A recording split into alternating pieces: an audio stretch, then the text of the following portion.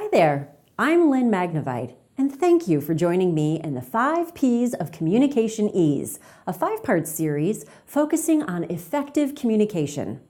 Before we begin, I want to thank you, not only for joining me, but for being a lifelong learner. Yes, by registering for this series, you are investing in you.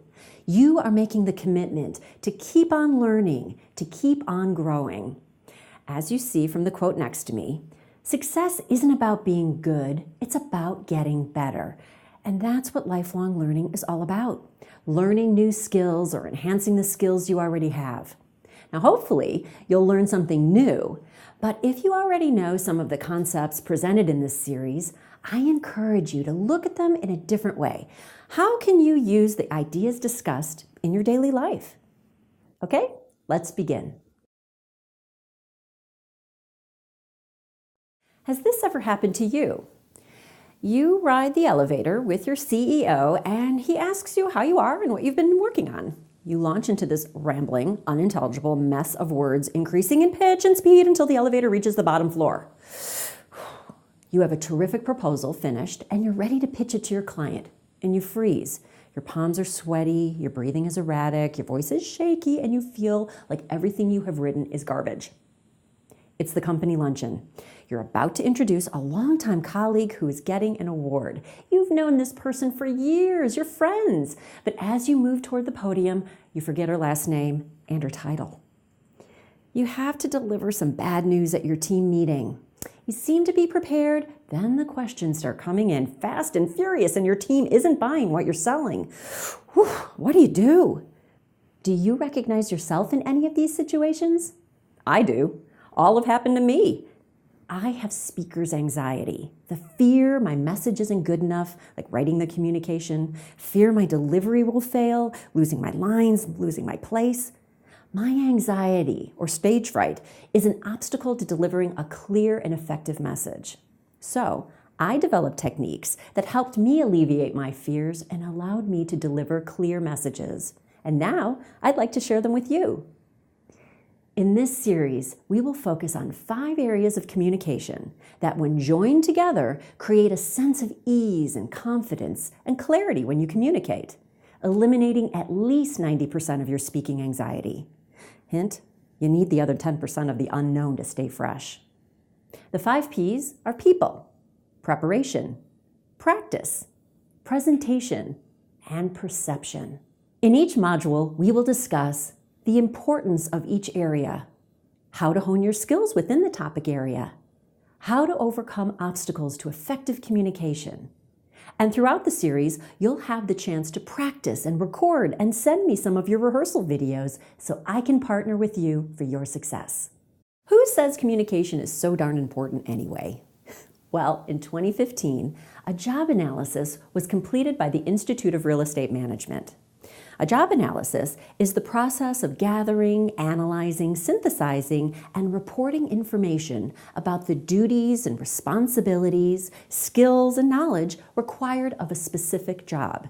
In this instance, property management. IREM asked real estate managers what tasks and knowledge are needed to be successful in their jobs.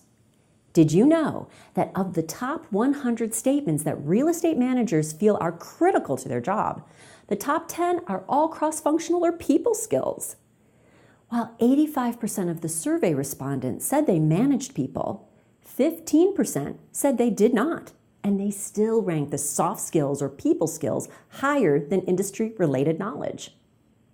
The real estate management industry is a sophisticated industry, requiring the latest technology to increase efficiencies and revenue, but real estate management is truly a people industry. Relationship building and managing people are top priority. Look at the top 10 list.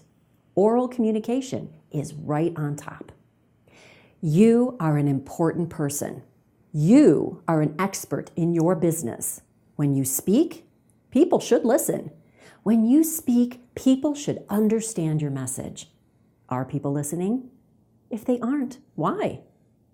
The concepts and information in this course will help ensure that your message is delivered clearly. Pop quiz.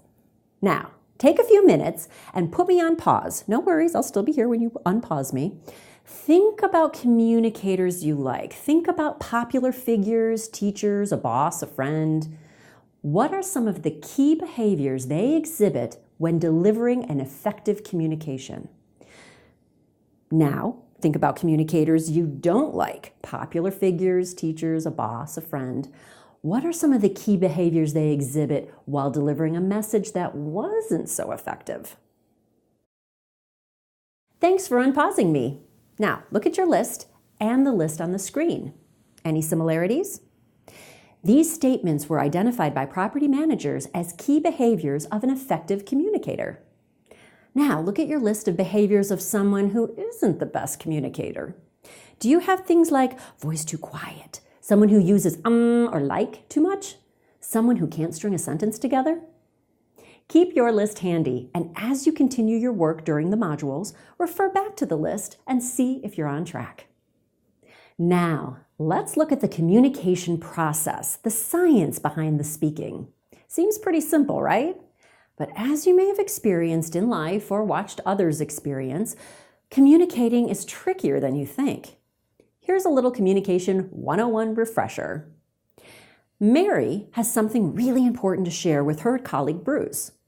Mary is the source of the communication and encodes the message before she sends it on its way. To encode is to convert, so Mary converts her thoughts and sends them to Bruce. How she encodes and delivers the message has an impact on how Bruce decodes or interprets the information. The crucial part of the communication process will determine what Bruce sends back to Mary as feedback or his response. The problem is, even though Mary thinks her message is clear, sometimes obstacles or noise can get in the way. For example, Mary may have had a bad day, so her mood may interfere with a simple message. Bruce, I really need that report by this afternoon at 3. Bruce may take this out of proportion by interpreting that Mary is angry at him, so his response directly correlates to his interpretation.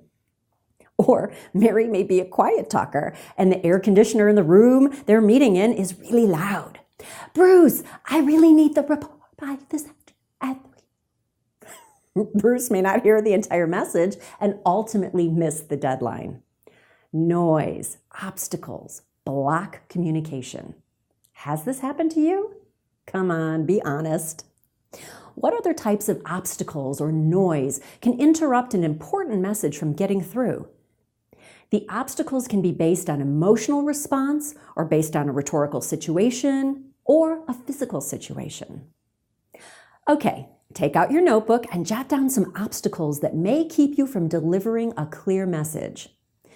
Did any of these make your list? Technical issues, reading the script, no rehearsal, meeting room is too big or too small or too hot or too cold, rhetorical situation like the game is on or there's a disaster or there's bad news or there's good news. You're not feeling well. The delivery issues, the pace and the physical movement are too fast or too slow, and public speaking anxiety or stage fright. Keep this list close to you and refer back to it when you feel stuck. Could any of the items on your list cause the block? How can you turn them around? For example, if you're having technical issues, do you have a backup plan? If you have a cavernous meeting room for a small group, what could you do to ensure you reach your team? What is your delivery and speaking style? Do you speak too quickly, or is your style distracting by arm gestures? Do you have speaker's anxiety or stage fright? How can you alleviate some of these symptoms? We have just spent some time on an overview of the communication process. Do you have any questions? Observations? If you do, please enter your thoughts and questions in the comments box. Also, I would like for you to think about one thing you learned in this module that will help you make a change today. Enter that as well in the comments box. Okay, let's dive a little deeper and look at our first communication area, people.